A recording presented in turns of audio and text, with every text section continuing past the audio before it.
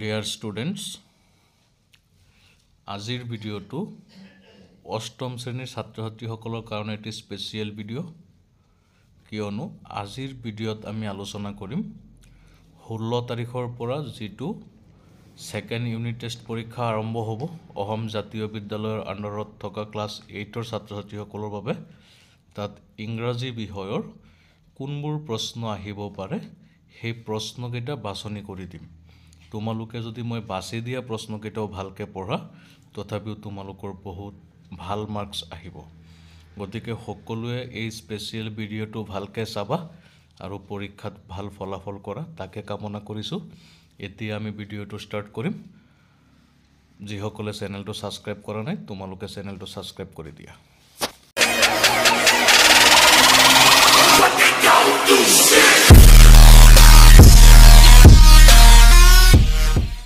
তোমালোকৰ প্ৰথম চেপ্টাৰটো আছে lesson 9 A book is like.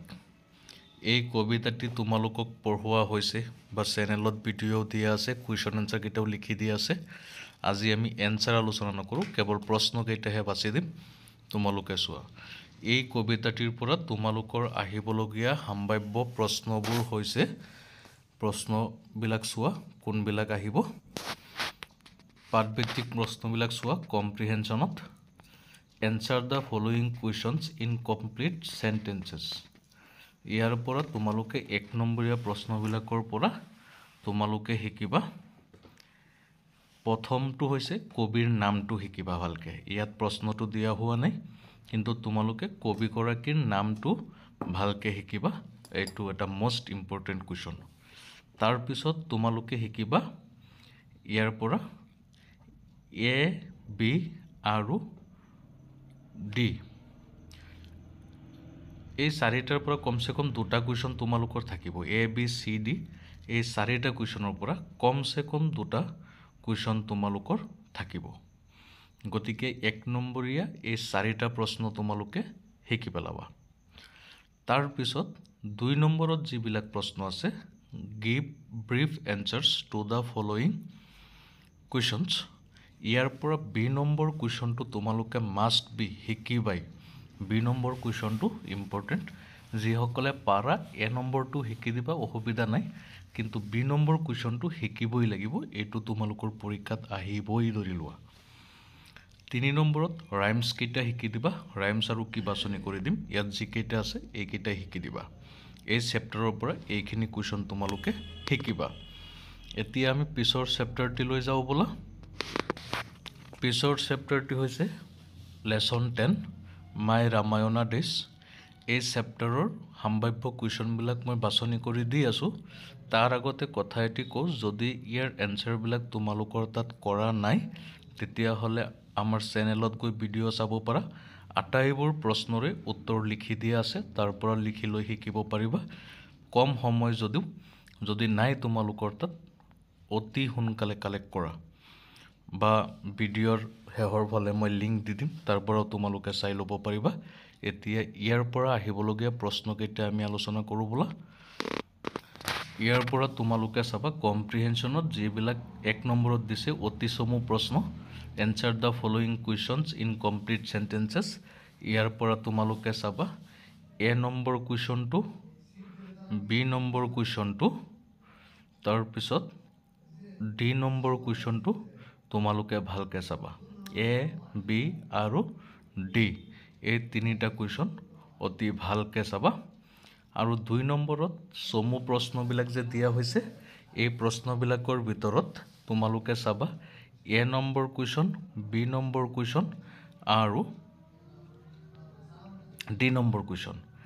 A, B, D এই 3টা কুৱেশ্যন তোমালোকে ভালকৈ চাবা। ইয়াৰ পৰা তোমালোকৰ পৰীক্ষাত কমন থাকিব। চি নম্বৰটো চাব পাৰা, ইয়াৰ পৰা 2টা কুৱেশ্যন তোমালোকৰ থাকিবই। এ, বি, চি, ডি এই 4টা কুৱেশ্যনৰ পৰা তোমালোকৰ 2টা কুৱেশ্যন কমন থাকিব চাবা। এতিয়া বাকী যিবিলাক প্ৰশ্ন আছে এইটো চেপ্টাৰৰ, সিফালে আছে ট্ৰু ফল্ছত তোমালোকৰ কমচে কম 5টা ট্ৰু ফল্ছ থাকিব। এইটো চেপ্টাৰৰ পৰা কমচে কম 2টা ট্ৰু ফল্ছ পাবা তোমালোকে।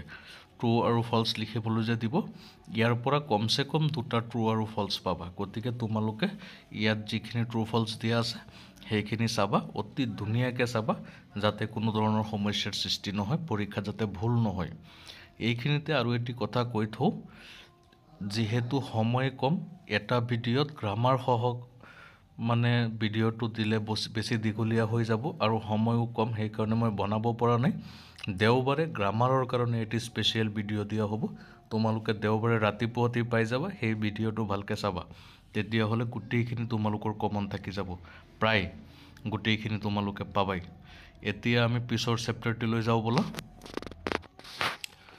পিছৰ চেপ্টাৰটি হৈছে তোমালোকৰ লেসন 11 স্প্ৰিং টাইম স্প্লেণ্ডৰ এই চেপ্টাৰটিত বহুকেইটা ইম্পৰ্টেণ্ট কুৱেশ্যন আছে তোমালোকে জানিব লাগিব এই চেপ্টাৰটিৰো সবিশেষ অসমীয়াত আলোচনা আৰু পাঠভিত্তিক প্ৰশ্ন যিবিলাক আছে সেইবিলাকৰ এনসাৰ কৰি দিয়া ভিডিঅ' চেনেলত আছে তোমালোকে তাৰ পৰা এনসাৰ কালেক্ট কৰিবা এতিয়া প্ৰশ্নকেইটা চোৱা ইয়াৰ পৰা কি তোমালোকৰ পৰীক্ষাত আহিব প্ৰশ্নবোৰ হৈছে ইয়াৰ পৰা তোমালোকে শিকিবা অতি চমু প্ৰশ্ন যিবিলাক আছে ইয়াৰ পৰা শিকিবা এ নম্বৰ কুৱেশ্যনটো শিকিবা বি নম্বৰ কুৱেশ্যনটো শিকিবা তাৰপিছত ডি নম্বৰ কুৱেশ্যনটো শিকিবা এ বি ডি তাৰপিছত তোমালোকে শিকিবা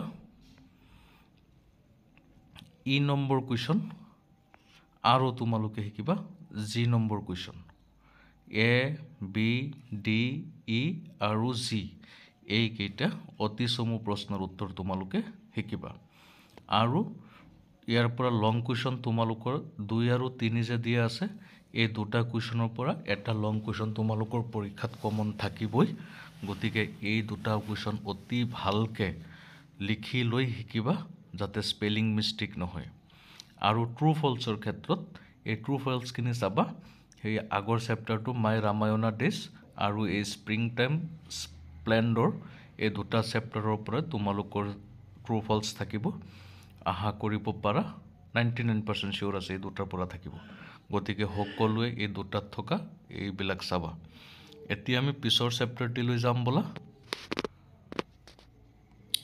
লেসন নম্বৰ 12ত তোমালোকৰ এটি কবিতা দিয়া আছে দ্য হিউমেন সিজনছ এই হিউমেন সিজনছৰ তোমালোকে প্ৰথম কুৱেশ্যন যেটো হ'ব সেইটো হৈছে কবিৰ নাম কবিগৰাকীৰ নাম তোমালোকে শিকিব লাগিব জন কিটছৰ নামটো স্পেলিং সহ শিকিবা আৰু ইয়াৰ পৰা তোমালোকে অতি চমু প্ৰশ্ন শিকিবা 1 নম্বৰত যি তিনিটা প্ৰশ্ন দিয়া আছে এই তিনিটা শিকিবা এটোতো মাষ্ট বি ধৰি লোৱা পৰীক্ষাত আহিছে এনেকুৱা টাইপৰ গতিকে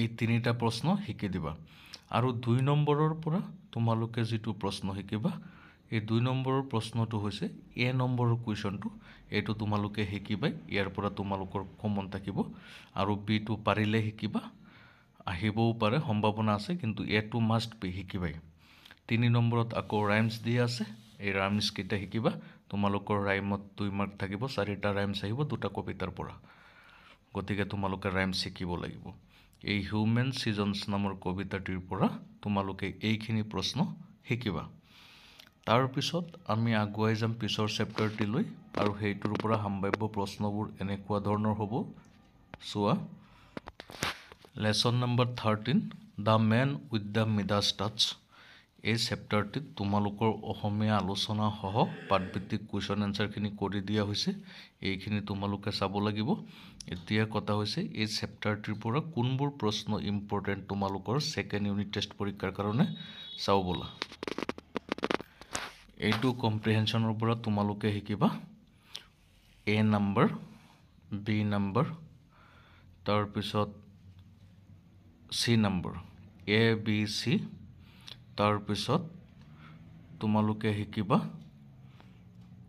F number G number H number এইকেইটা কুৱেশ্যন তোমালোকে শিকিবাই A B C F G H এইকেইটা অতি চমু প্ৰশ্ন তোমালোকে শিকিবা তাৰ পিছত তোমালোকে শিকিবা চমু প্ৰশ্ন যিবিলাক দি আছে এই চমু প্ৰশ্নৰ পৰা তোমালোকে শিকিব লাগিব এ আৰু বি এই দুটা কুৱেশ্যন ইম্পৰ্টেণ্ট আছে তোমালোকে শিকিবা বিশেষকৈ এটোতো শিকিবাই বি নম্বৰ কুৱেশ্যনটো ইম্পৰ্টেণ্ট আছে তোমালোকে এইকেইটা প্ৰশ্ন শিকিবা তাৰপিছত এইটো চেপ্টাৰত আৰু এটা বস্তু আছে চাও বলা